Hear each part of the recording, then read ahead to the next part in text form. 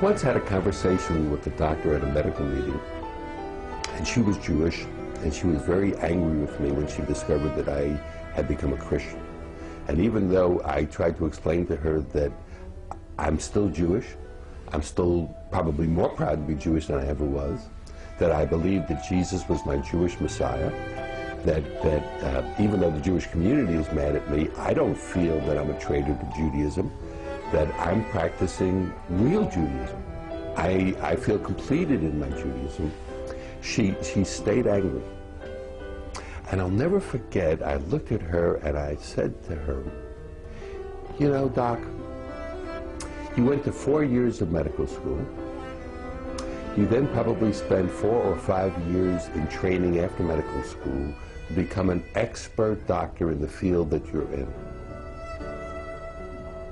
How many minutes or hours have you ever spent in the Bible learning what God has to say?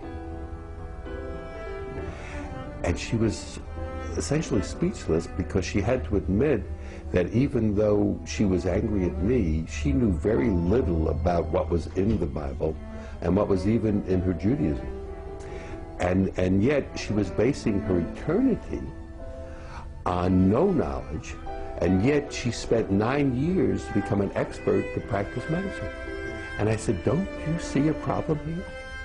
Don't you see that there is a problem, that you have not ever actually done what I did?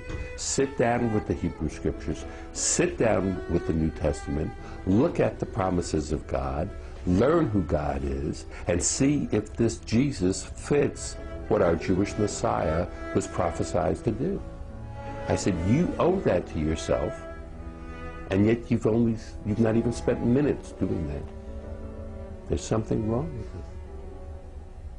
I don't know whatever happened with her, but hopefully I started her on a path towards truth.